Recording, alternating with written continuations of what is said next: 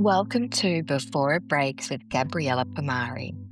This is a podcast for anyone who has ever looked at the life they built, the house, the children, the calendar, the school bags by the door, the messages waiting to be answered, the dinner half made on the bench, and wondered quietly, how did we get here?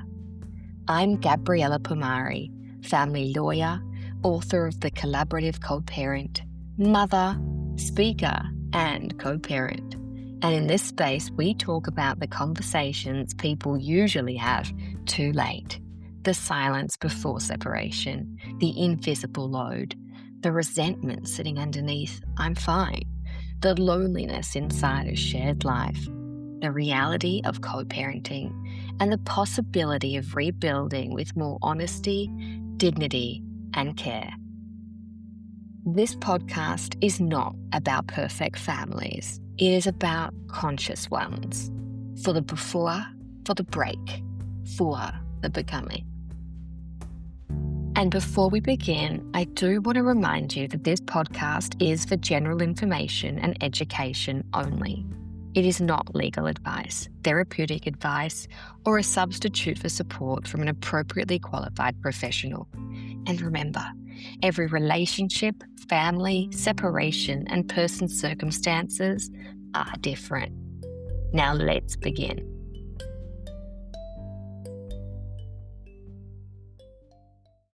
Miranda Priestley had her magazine. Carrie Bradshaw had her column. Don Draper had the office, the pitch, the whiskey glass, the beautiful distraction of being brilliant somewhere other than home. Jules in the movie The Intern had her startup, her inbox, the staff who needed her, the business that had become almost another child.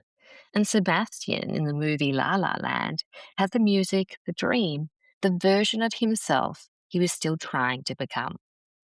And in Marriage Story, part of the heartbreak in that movie was not the two people suddenly stopped loving each other, but that somewhere along the way, their ambitions, their sacrifices, careers, resentments, and private ledgers started taking up so much room in their marriage that it couldn't breathe.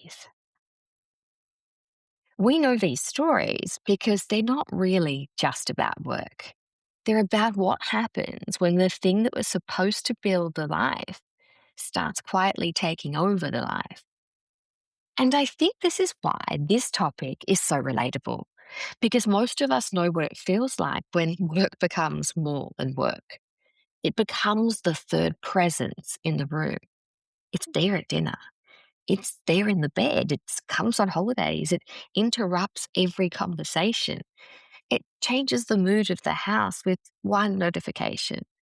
It decides whether someone is available, whether they're soft, whether they're listening, whether they're actually with you or just physically sitting beside you while their mind is somewhere else. And the thing is, work rarely enters a relationship looking like the enemy. It enters looking responsible. It enters looking impressive, and it enters looking necessary. It enters looking like ambition, provision, purpose, survival, identity, success, independence. I'm doing this for us, or this is just a busy season. And sometimes that is true.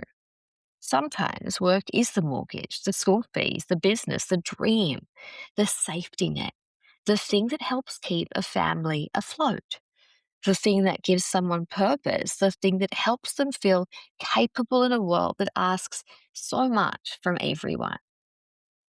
But what happens when the busy season becomes the whole marriage? What happens when the laptop gets the calm voice and the partner gets the sigh? And what happens when the client gets the eye contact and the person you love gets the half listening nod? What happens when the wall gets the charming, capable, polished, alive version of someone and the relationship gets the exhausted remainder? Because that is often where it starts, right? Not with someone saying, I choose work over you. It starts smaller than that. It starts with, I just need to take this call, or it starts with, I'll be 5 minutes. It starts with the phone lining up at dinner and the whole room feeling it. It starts with the laptop in bed. It starts with the Sunday mood shift because Monday has already entered the house. It starts with the partner who stops finishing their story because they can see they've already lost you. And it starts with the children learning that work can interrupt anything, but nothing is allowed to interrupt work. And that's scary. And then slowly the relationship starts organizing itself around someone else's availability, someone else's pressure, someone else's inbox, someone else's ambition, and not around connection or intimacy, not around us, around work. And that is when work becomes the third person in the relationship. So today, yes, we are going to talk about work. Not work in the normal sense, not just in the thing, we do to pay bills or build a career or keep the family safe or create a life that feels meaningful. But work is the thing that quietly starts sitting at the dinner table, sleeping in the bed, coming on the holiday, interrupting the conversation, setting the mood of the house, and deciding whether someone is present or not, and slowly becoming the other person in the relationship. And I think we all know this dynamic because we've seen it in films and television for years. And when the storyline is not technically about work taking over a marriage, we know those scenes where someone is physically there but emotionally somewhere else. When they're sitting across from the person they love, but their mind is still in the office, still in the meeting, still in the inbox, still with their client, still with the performance of who they are outside the home. I think I get this because sometimes I admit, as much as I don't want to, that person is me. I'm often a self declared workaholic where my mind does not switch off and I carry my laptop and phone everywhere. I'm checking those emails until the time I literally fall asleep. And when we talk about these sorts of things, I can't help but think of The Devil Wears Prada, which is rather timely right now. Because even though the film is obviously about ambition and fashion and identity and power and the cost of becoming successful in a world that keeps asking for more, there's such a relatable relationship story sitting underneath. In the first movie, Andy doesn't wake up one morning and decide to abandon her relationship. It's slower than that. She gets pulled into a world where her work self is becoming shinier and more impressive, more needed, more rewarded, more interesting. And the life that she had before starts to feel smaller, more inconvenient, more ordinary, more demanding in ways that no longer fit with who she's becoming. And her boyfriend, Nate, is not perfect, and people have a very strong opinion about him. But there's a very recognizable tension there. One person is evolving into a work version of themselves that feels exciting and alive, while the relationship at home starts feeling like the thing that keeps asking, but where are you? And whether you side with Andy or Nate, and honestly, I think the point is that you can understand both. You can feel how work can become intoxicating when it gives you something home is not giving you. At work, you are praised, you can be chosen, you can be important, you can be moving, you can be in the room, and you can be becoming someone. And at home, sometimes you're just late. You are distracted. You forgot the dinner. You missed the birthday. You are disappointing someone who knew you before the world started clapping. I feel that. That is uncomfortable because it's real. And then I think of the movie Marriage Story that I mentioned earlier, which is not about work becoming the third person in a simple way, but it's so much about ambition and identity and sacrifice and the quiet resentment that grows when two people have different versions of what the relationship cost them. There's this feeling throughout the film that both people have been carrying private ledgers. Who moved for who compromised, whose career got more oxygen, who was allowed to become bigger, who is expected to make themselves smaller. And by the time they're separating, they're not only arguing about the present, they're arguing about the story of the marriage itself. And that is what happens in so many relationships when work becomes too powerful. It's not just about one late night or one phone call or one missed dinner. It becomes a whole private accounting system.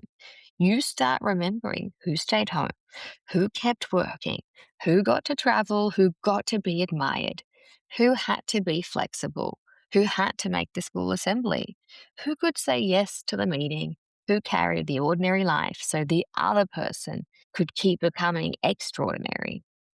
And that is where resentment gets very complicated because sometimes both people feel like they are the one that sacrificed. One person will say, I have worked myself into the ground for this family. And the other person will say, I disappeared inside this family while you've got to keep becoming someone. And one person says, I'm doing all of this for us. And the other person says, but I don't feel like there is an us anymore. And that line is really the center of this episode for me. Because work is not always the enemy of love.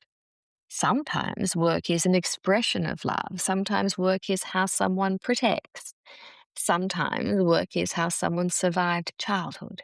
Sometimes work is how someone proves that they're not going to be helpless or dependent or invisible, broke, ordinary, powerless, or trapped. Sometimes ambition comes from hunger, or sometimes it comes from fear. And sometimes it comes from a beautiful, genuine desire to build something. I don't want to sit here and shame ambition. I love ambition. If you know me, I understand ambition. I understand the drive to build, to create, to matter, to make something of yourself, to provide, to prove something, to hold a dream in your hands and say, I made this. I understand why work can feel thrilling, especially if the rest of life has become nappies and bills and school forms and grocery lists and resentment and exhaustion and conversations that begin with, oh, did you remember to? Where work can be where you feel confident. I mean, work's where you feel admired and where someone says to you, thank you. Work can be where there is a result, a win, a number, a client, a deadline met, a case closed, a campaign launched, a promotion earned, and a deal done. That is thrilling. That is exciting to me, anyway. Home is different. Home asks for things that cannot always be measured. Home asks for patience when you are empty. Home asks for softness when you have been hard all day. Home asks for presence after performance, and home asks you to be known, not just useful. And that can be really confronting because for many people, being useful is much safer than being known. And I think that's why work can become the third person without anyone realizing it first. It doesn't arrive like an affair. It doesn't announce itself. It doesn't walk into the house with perfume on its collar. It arrives as responsibility. It arrives as a deadline. It arrives as, I just need to take this call, or it arrives as, after this month, things will calm down. It arrives as, you know how important this is. It arrives as, I'm doing this for us. And because those things can be true, because the pressure can be real, because the mortgage does need to be paid and the business does need to survive, and the career does matter, and the world is expensive and life is not simple, the relationship makes room for it. And at first, it makes room generously. Of course, take the call, finish the email, go to the event, stay late this week. Of course, I understand. And most partners will say and understand a season. Most people can carry a busy period. Most people can say, I know this matters and I know you're under pressure. I know we need to get through this. But, but then the busy season becomes the climate. The exception becomes the rhythm. The just this week becomes the way the relationship now operates. The laptop has a permanent place in the bedroom. The phone comes to dinner. The holiday has work calls in it. And Sunday afternoon does start to feel heavier because Monday has already walked into the house. And suddenly the relationship isn't living with work, it's living around work. And again, that is when work becomes the third person. I mean, you can feel it in the tiniest of moments. It's not always dramatic. It's usually in the way that someone half listens whilst checking an email, or you realize halfway through your story that you've lost them. Sometimes it's the way the phone lights up and their eyes leave you before their hand even moves, or sometimes it's the way you stop starting meaningful conversations because you know that they're still in work mode and you don't want to be competing with their screen. Sometimes it's the way you're lying in bed beside someone, but their mind's not with you, it's in tomorrow's meeting. And then you notice that you are feeling lonelier than you would be if you actually were alone. And that is such a particular kind of loneliness. Being alone is one thing. Being lonely beside someone who says that they're there is something entirely different. And I think a lot of people listening to this episode know that feeling. They know what it's like to sit beside someone on the couch while they're scrolling through their work emails. They know what it's like to be on a walk where the phone keeps coming out. They know what it's like to be at date night or at dinner where the conversation keeps stopping because someone keeps saying, oh, sorry, I just have to reply to this. They know what it has become to be so resentful of a device. And it's not because they're petty or dramatic, but because that device has become the doorway their partner keeps disappearing through. And the worst part is that you start to dislike who you become. You become the nag. You become the needy one. You become the person saying, are you seriously working again? You become the person who sighs when the laptop opens. You become the person who asks, can you just put your phone down? And immediately you feel like you're a mother. You become the person who feels lonely and then guilty for feeling lonely because the other person is under so much pressure and they're working hard and they're trying to provide. And you don't want to sound ungrateful. And that guilt, that silences so many people. It's devastating. They'll say to themselves, I should be grateful. They're doing their best. They're exhausted. They're building something. They're providing. They're stressed. This is just what life looks like now. And maybe all of that is true. But gratitude doesn't cancel loneliness. You can respect someone's ambition, but still deeply miss them. You can appreciate how hard someone works and still feel abandoned by it. You can understand the pressure and still need a relationship that gets more than just the leftovers. And that is where I think this conversation has to become more honest because so many couples get stuck arguing at the wrong level. They argue about the phone or the late night or the missed dinner, the email, the call, the client, the fact that one person was only gone for an hour or only checked it quickly or had no choice. But underneath all of that is usually a much more vulnerable sentence. I miss you. Or I feel like I'm competing with something I cannot beat. I feel like your work gets the best of you and I get what's left. I feel like if I need you, I'm just becoming another demand. Those are the real sentences. But you and I both know that they are so much harder to say because they expose the need underneath the complaint. It's much easier to say, oh, you're always on your phone than it is to say, I feel like I've become less interesting to you. And it's much easier to say you are always working than it is to say, I'm scared that the version of you I fell in love with now only exists for other people. And that is the grief underneath this topic. Work can take the version of someone that the relationship misses the most. The energetic version, the charming version, the ambitious version, the funny version, the generous version, the version who listens carefully because the stakes are high, the version who dresses well, performs well, speaks well, solves problems, gives eye contact, thinks ahead, anticipates needs, and delivers under pressure. And then they come home and they collapse. And of course they collapse. They're human. They're tired. They have been performing all day. That's me. I know when I get home, I get on that couch and my eyes fall asleep, and it might only be something like 7:30. When my kids get to bed, my head is exploding from everything I've been doing all day. But let me tell you this.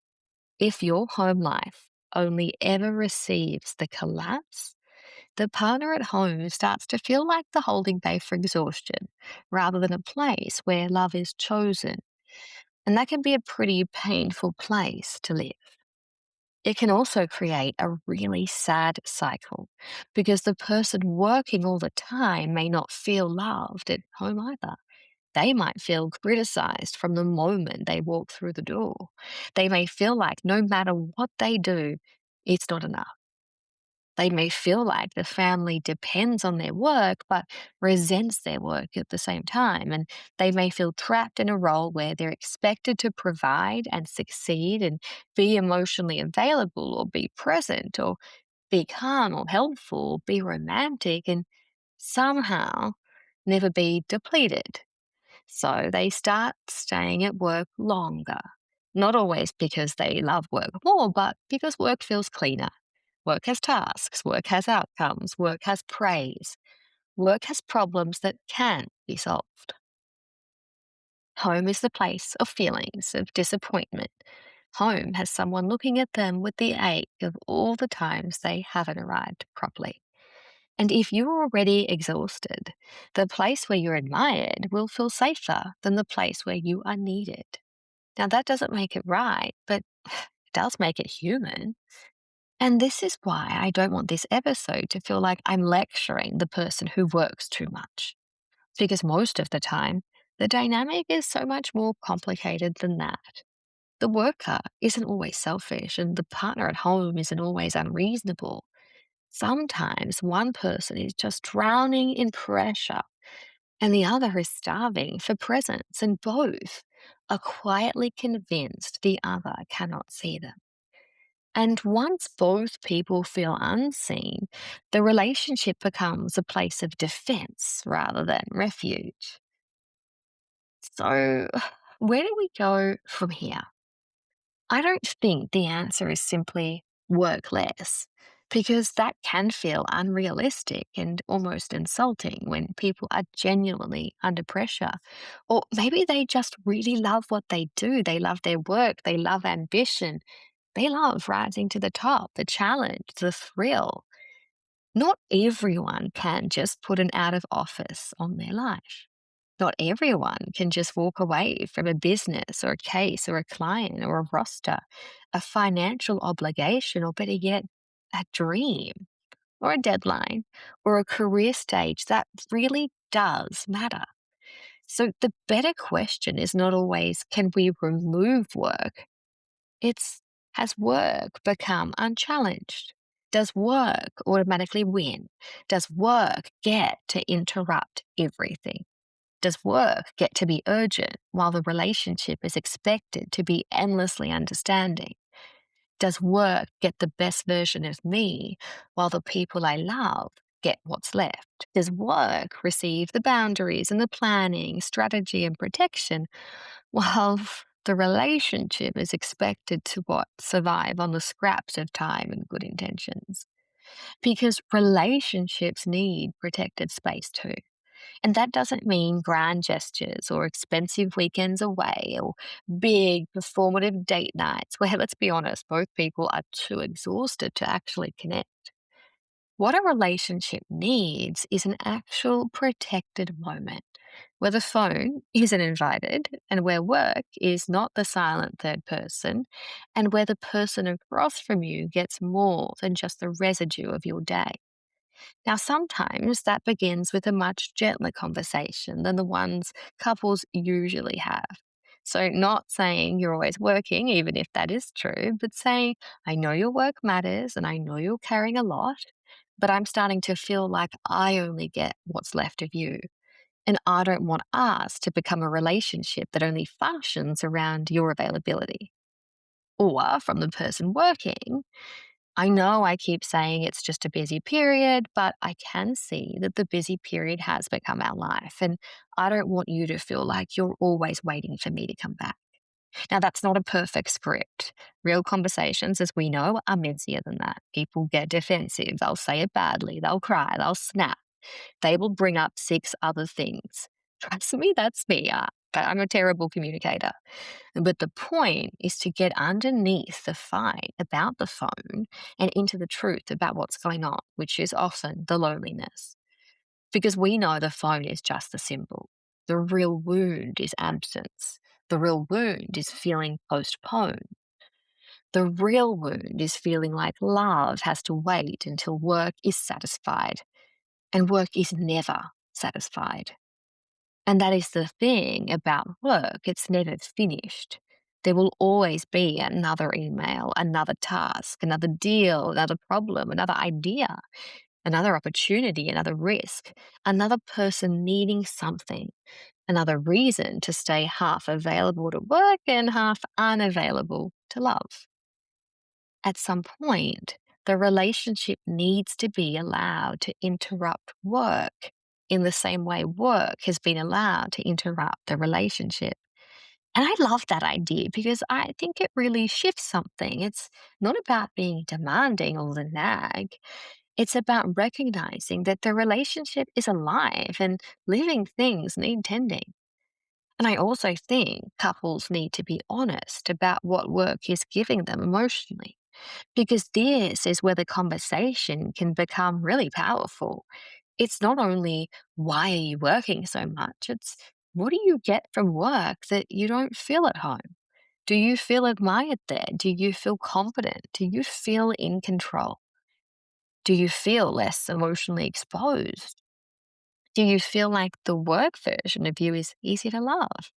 Do you feel powerful there in a way that you don't feel in our relationship? Do you feel that if you stop working, you'll have to feel something you've been outrunning?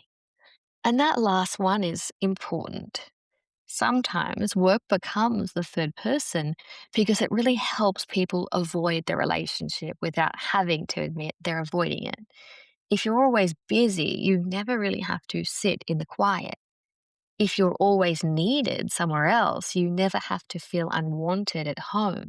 And if you're always exhausted, you never have to ask why intimacy has disappeared. If you're always working, you never have to face the distance and say, we're not okay. And that is why this episode is not really about work. It's about intimacy. Work is the doorway into a bigger question. What do we do when achievement becomes easier than closeness? Because achievement has rules and intimacy has risk. Achievement gives feedback and intimacy asks us for vulnerability. Achievement lets you perform and intimacy asks you to be present when you have nothing impressive maybe to offer. And for high functioning people, that can be terrifying. And maybe the answer is not to abandon ambition, because I genuinely don't believe in that. I don't think people should ever have to make themselves smaller to be loved. And I don't think meaningful work is the enemy of a meaningful relationship. But I do think that ambition has to remain in conversation with intimacy. Otherwise, it becomes a force that keeps taking and calling itself love. But the goal is not to choose between love and work. The goal is to stop letting work become the only thing in the relationship that's allowed to be urgent. Because love, it's urgent too. Not always loudly, not always dramatically. Sometimes love is urgent in the quietest way, in the partner who has stopped asking, in the child who has stopped expecting their parents who look up, in the dinner that keeps getting cold, in the story that never gets finished. In the bed where two people lie beside each other, both exhausted, both lonely, both waiting for a version of life that keeps being postponed. And maybe the repair begins there, not with blame, not with shame, not with pretending work doesn't matter, but with one honest conversation where someone says, I don't want to keep giving the best version of me to the world and the rest of me to you. I don't want to keep feeling like I have to compete with the thing that is supposed to be supporting our life. Or how about just, I miss us and I don't want to wait till we're broken to say that. Now that is the real conversation. That is the much needed before. Because sometimes the thing that breaks a relationship, it's not betrayal or a fight or one terrible moment that you can point to later and say, that was it. Sometimes it is the slow disappearance of presence, the 1,000 times work came first, the 1,000 times love waited quietly in the background, the 1,000 times someone said, after this week, and whole years had passed. So if this episode has felt familiar, maybe the question is not whether work matters. Of course it matters. The question is whether the life you're working so hard to build still has room for the people that you're building it with. Because success is not success if everyone gets the best of you except the people who love you most. And before it breaks, before resentment hardens, before the silence becomes normal, and before the relationship becomes another thing you manage instead of a place you return to, maybe this episode is the moment for you to look up, to put the phone down, and ask the person beside you, are we still here? This is Before It Breaks with Gabriella Pomare. Thank you for joining me today.